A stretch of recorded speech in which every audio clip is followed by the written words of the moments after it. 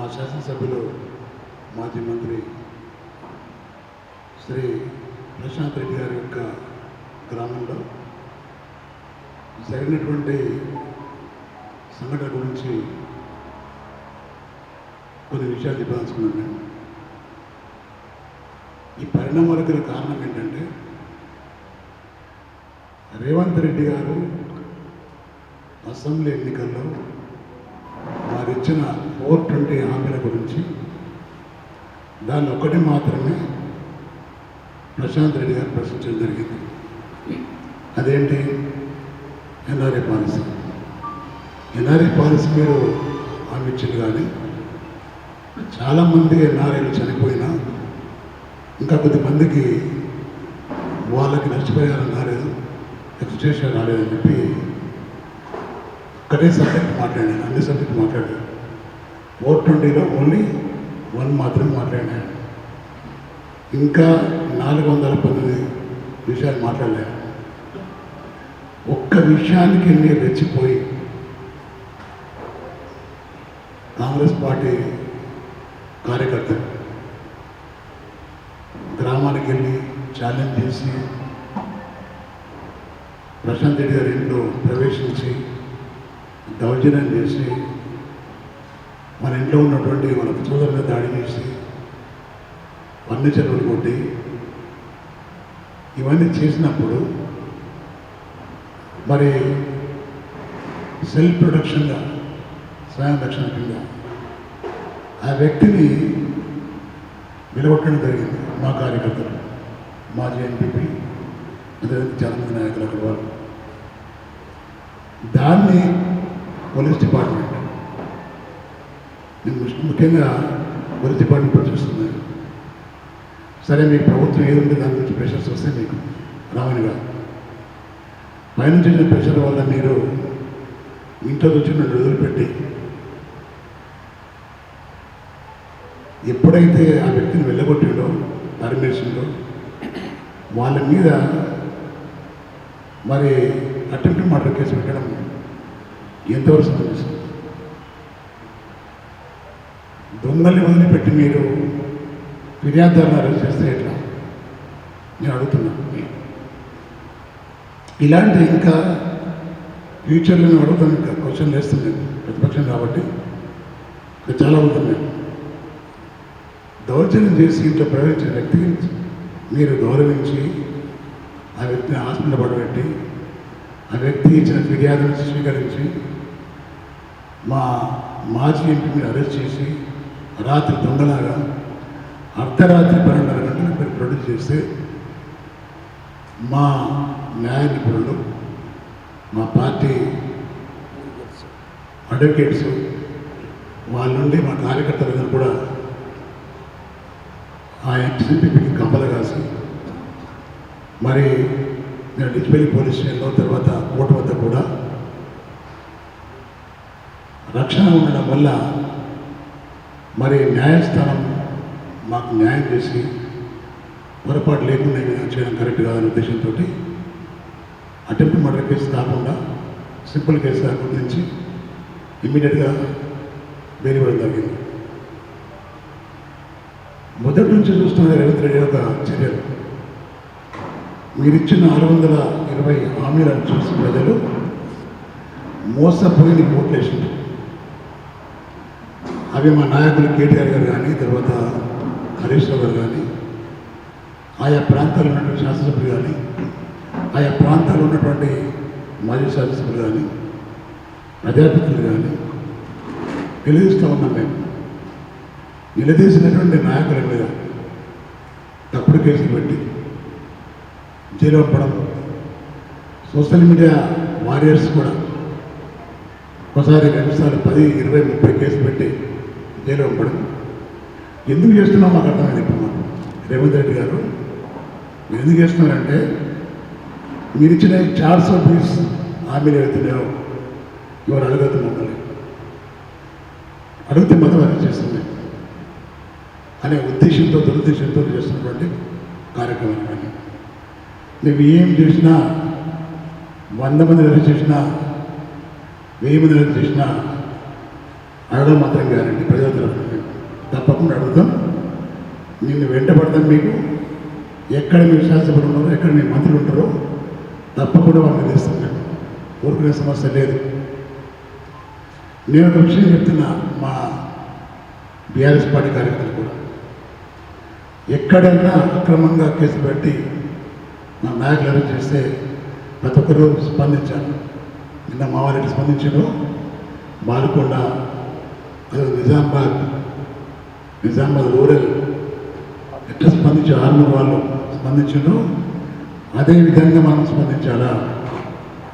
మాకెందుకు లాంటి మాత్రం ఈ విధంగా దాడులు జరుగుతూ ఉంటాయి. ఐకమత్యంగా ఉంటే ఎవడు అక్రమ కేసులు పెట్టనీయరు. ఇంకో విషయం చెప్తాను మీకు. విషయం ఏంటంటే గతంలో 10 సంవత్సరాల కాలంలో ఓడిపోయినటువంటి అభ్యర్థులు మేము శాసనసభ్యులుగా గుర్తించో, ప్రోటోకాల్ పెట్టో ఎవరికి కూడా మేము నెత్తిని ఎక్కించుకోలేదు. దురదృష్టమో అదృష్టమో కానీ రేవంత్ రెడ్డి గారు వారి పార్టీ తరఫున ఓడిపోయినటువంటి అభ్యర్థులు ప్రోటోకాల్ ఇచ్చి గౌరవించి సిగ్గు లేకుండా వాళ్ళకి ఎంఆర్ఓ వెళ్ళడం, వాళ్ళ ఇంటికి ఎస్ఐ వెళ్ళడము, సిఐలు వెళ్ళడము, వాళ్ళు చెప్పి చేతులు నడవడము, ఇది ఎంతవరకు సంబంధించిన ఒకసారి ఆలోచించారు. నేను మనవి చేస్తున్నా, డిపార్ట్మెంట్లో కూడా ఒత్తిడి వల్ల మీరు ఒట్టి సింపుల్ కేసును అటెంప్ట్ మర్డర్ కింద పెట్టారు. ఏమైంది? న్యాయస్థానంలో మీరు అభాస పాలేదు. న్యాయస్థానంలో మీ గౌరవం తగ్గిపోయింది. నేనేమంటున్నా అంటే ఇక్కడ రేవంత్ రెడ్డి తర్వాత తగ్గుతుంది, కానీ ఫస్ట్ మీరు తగ్గుతుంది. అధికార పార్టీ వాళ్ళు చెప్పింది ఏమనుకుంటే, నా పార్టీ ప్రభుత్వం ఉన్నప్పుడు ఒక్క కాంగ్రెస్ కార్యకర్త బయటపోతుంది, అందరు జైల్లో ఉంటారు. కానీ మేము ఆ పని చేయలేదు. ఇవల్ల రేవంత్ రెడ్డి నాయకత్వంలో దౌర్జన్యం జరిగి కూడా వరంగల్లో వస్తున్నాడు. వాడు వరంగల్ నుంచి వచ్చి ప్రశాంత్ రెడ్డి ఇంట్లో వస్తున్నాడు తీసుకున్నాడు. ఈ పరుగుతుంది తప్పకుండా వాళ్ళు ఆత్మరక్షణతో కొడతారు. మా వాళ్ళు ఒప్పుకుంటారు, వాళ్ళు ముద్దు పెట్టుకుంటారు. మళ్ళీ నేను మనవి చేస్తున్నా, పత్రికమ్ముకుందా వాళ్ళందరికీ కూడా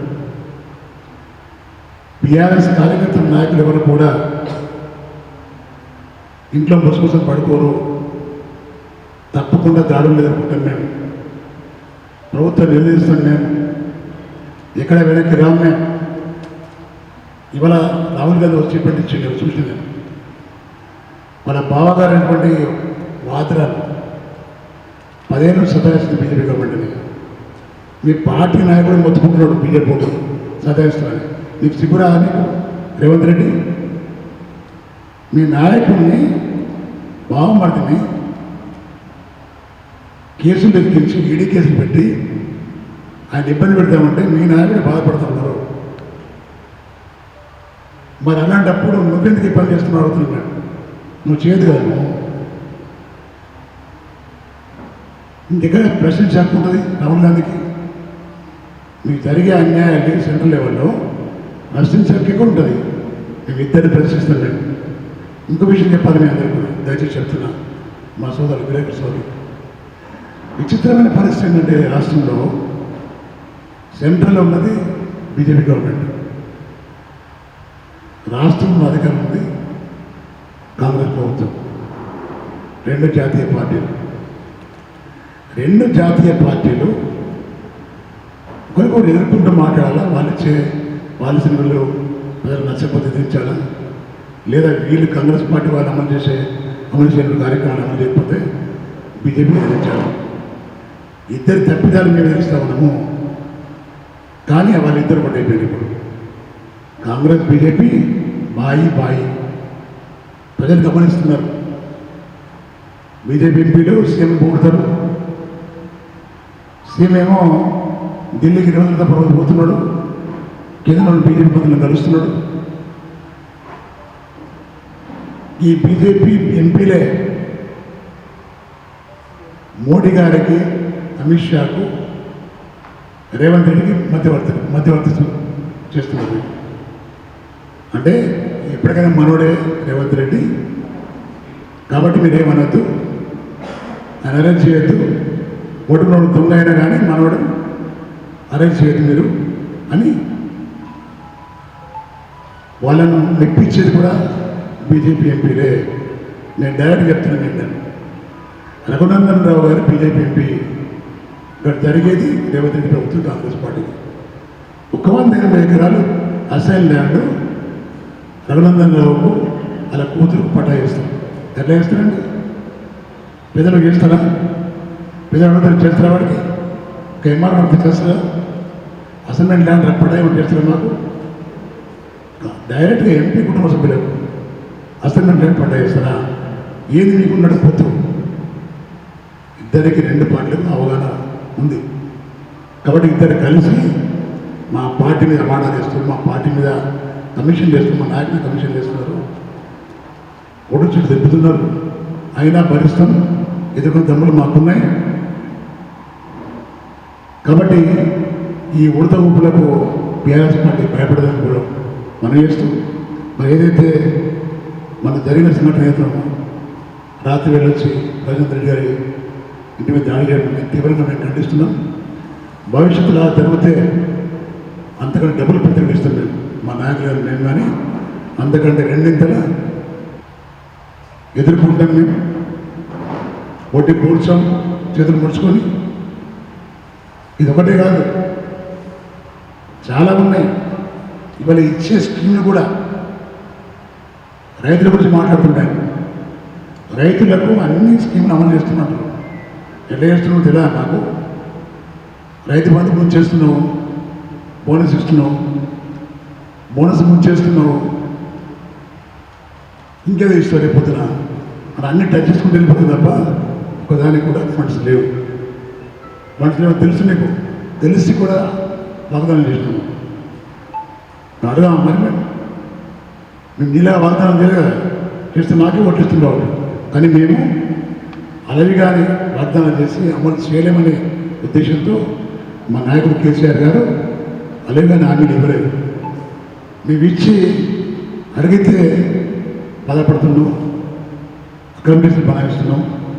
ఇవాళ చూడు ప్రజలు బోనస్ లేదు పాపం వాళ్ళకు, రైతులకు రైతు బంధు రాలేదు. ఒకసారేమో పొద్దున కొట్టినాము, 1 సంవత్సరం, 2వ సంవత్సరం 4 ఎకరాలకు ఇచ్చినాం. మొన్ననేమో అదే పెట్టి 14 ఎకరాల దాకా ఇచ్చినాడు. అంటే నీ ఉద్దేశం ఒక స్కీమ్కు వాళ్ళ దగ్గర లేదు కదా. ఏది కూడా సక్రమంగా చేయకుండా అన్ని ఇచ్చిన గొప్పలు చెప్తూ ఉంటారు. గొప్పలు చెప్పడు తప్ప ఒక్క హామీ అమలు చేసే బుద్ధి నీకు రాలేదు. కాబట్టి తెలియజేస్తున్న మంత్రులకు కానీ, మంత్రులు కానీ, ఎమ్మెల్యేలు కానీ, ఇప్పటికే మీకు తెలుసు రేపు మళ్ళీ ఎలక్షన్ వస్తే, ఇప్పుడు ఎలక్షన్ వస్తే మీ పార్టీ డిపాజిట్ రావాలి. కాంగ్రెస్ పార్టీ మా పార్టీ గెలుస్తుందని తెలుసు మాకు. కానీ ఇంకా 3 ఏళ్ళు భరించాలి. మేము భరిస్తాం. మాకు కూడా మంత్రులు వస్తాయి. ఎవరైతే మా కార్యక్రమం ఇబ్బంది పెడుతున్న అధికారులు తెలియజేసిన వాళ్ళు, ఇది శాశ్వతం కాదు. కాంగ్రెస్ పార్టీ శాశ్వతం కాదు, రేవంత్ రెడ్డి శాశ్వతం కాదు. మేము కూడా వస్తాం. అప్పుడు మేము గతంలో 9.5 ఏళ్ళు ఉన్నాం. మేము ఎవరిని ఇబ్బంది పెట్టలేము. మేము ఇవాళ మీరు కూడా అధికారులు కూడా ఆలోచన చేయాలి. మీరు ఎప్పుడు రిటైర్మెంట్ దాకా మీరు ఉంటారు, మేము వస్తాం పోతాం. మీరు సక్రమంగా ఉండడానికి తెలియజేస్తుంది అధికారులు. మీరు సక్రమంగా ఉండి ఈ లొల్లిలో ఉండే, ఈ ఇబ్బందులు ఏముండే ప్రజలకు పెన్షన్లు వచ్చినా అవసరం అయితే ఉద్యోగం ట్రాన్స్ఫర్ చేసేసి వెళ్ళిపోండి. ఇక్కడికి ఎత్తింది ఇక్కడే ఉద్యోగమే కదా. ఇవాళ కొత్త ఆఫీసర్ వచ్చిన సిపి గారు, నేను మనం చేస్తున్నా యూనివర్సిటీకి ఉన్నాడు. ఆయన అధికార పార్టీకి ప్రెషరైజ్ అయ్యి అకామిడేషన్ పెట్టద్దని చెప్పి మనం చేస్తున్న వారికి మీరు పెట్టింది ఒకసారి నిన్న ఏమైంది మీకు తెలుసు. అలాంటివి చేస్తే రేపు అవాసమైన డిపార్ట్మెంట్ కాబట్టి డిపార్ట్మెంట్ గౌరవాన్ని కాపాడుకోవాలని మనం చేస్తుంది. ఎందుకంటే గత 9.5 సంవత్సరాల్లో మేము అధికారం ఉన్నప్పుడు ఫ్రెండ్లీ పోలీస్ అన్నాం మేము. కానీ ఇప్పుడు ఎనిమి పోలీస్ అయిపోతున్నాం. ఎనిమి పోలీస్ ఫ్రెండ్లీ పోలీస్ ఎక్కడ, ఎన్ని పోలీస్ ఎక్కడ? దయచేసి మళ్ళీ మీరు ఫ్రెండ్లీ పోలీస్ ఇవ్వండి. ఇది రక్షించేది రేవంత్ రెడ్డి కాదు, రక్షించేది రేవంత్ రెడ్డి కాదు, ప్రజలు. ప్రజలు కోసం ఏదైతే చేస్తానో దాన్ని అమలు చేయమని అడుగుతున్నారు. తప్పేం లేదు కదా. అడిగినందుకు అరెస్టులు, సోషల్ మీడియాలో వెలిసే అరెస్టులు, కేసులు ఇవన్నీ ఉండేవి, పోయేవి కావు, ఉండేవి కావు. నేను చెప్తున్నా అధికారులకు కూడా, దయచేసి చెప్తున్నా, మీరు వాళ్ళ ఒత్తిళ్ళ వల్ల అక్కబెట్టుకుని పెడితే ఆ కేసులు కోర్టులో ఉండవు, కోర్టులో తప్పకుండా న్యాయం జరుగుతుందని నమ్మకం మాకుంది. కాబట్టి రేవంత్ రెడ్డి గారు చెప్తున్నాను, ఫ్రెండ్లీ పోలీస్ ఉన్నప్పుడు నువ్వు తప్పు చేసినావు కాబట్టి అరెస్ట్ చేసిన నేను 50 లక్షలతో పట్టుబడ్డావు, రెడ్ హ్యాండ్గా అరెస్ట్ చేసిన. అన్న నీలా అక్రమంగా అరెస్ట్ చేయలేదు కేసీఆర్ గారు, నువ్వు దొరికిన దొంగ కాబట్టి అరెస్ట్ చేసిన నేను. మటు ఏదైనా మేమేం చేయలేదు, తప్పులు చేయలేదు, చేయకుండా అపాడాలు వేసి ఎవరైతే అనుకూలంగా చెప్పలేదో అధికారులను వేధిస్తున్నారు, జైలు అమ్ముతున్నారు, హెరాస్మెంట్ చేస్తున్నారు. నీకు ఎప్పటికైనా నీకు చుట్టుకుంటుంది రేవంత్ రెడ్డి, నీకే చుట్టుకుంటుంది. ఇవాళ అధికారులను ఇబ్బంది పెడుతున్నారు. వాళ్ళు నిజాలు చెప్తే వాళ్ళు లోపడేస్తున్నారు, వాళ్ళు కేసులు పని వేస్తున్నారు, జైలు పంపిస్తున్నారు. ఎన్ని రోజులు అవి నువ్వు తెలియదు, అందరూ వాళ్ళు జైలు. నీలాగా అందరు దొంగతనం చేయాలా, నీలాగా అందరూ అక్రమాలు చేయాలా? శ్రీకాకుళం జైలు పంపిస్తాము. వాడు మా బీఆర్ఎస్ పార్టీ శ్రేణులు చెప్తున్నాను, మేనేజ్ చేస్తున్నాను. ఎవరు కూడా భయపడాల్సిన అవసరం లేదు. మేమున్నాం, మీకు మేమున్నాం, నాయకులు ఉన్నాం, మాకు కూడా నాయకులు ఉన్నారు పైన. కాబట్టి దయచేసి చెప్తుంది, ఎక్కడ ఏం జరిగినా, ఇక్కడ అన్యాయం జరిగినా, ఇక్కడ దాడులు జరిగినా తప్పకుండా మేము అందరూ వెళ్తాం, ఆ దాడులు ఎదుర్కొంటాం, న్యాయపరంగా ఎదుర్కొంటాం, చట్టపరంగా ఎదుర్కొంటాం. వాడు చెప్తున్నా అందరికీ కూడా. దీనిలో మా పత్రికా ప్రజలను కూడా దయచేసి నిన్న బాగా రాశాను. నేను ఏదో అనుకున్నాను కానీ కాలేదు, చాలా బాగా రాసింది, న్యాయంగా రాసింది. ధన్యవాదాలు తెలియజేస్తున్నాను. అందరూ కూడా అదే పాటు ఉండాలని నేను మరి చేస్తూ ధన్యవాదాలు తెలియజేస్తున్నాను. జై తెలంగాణ.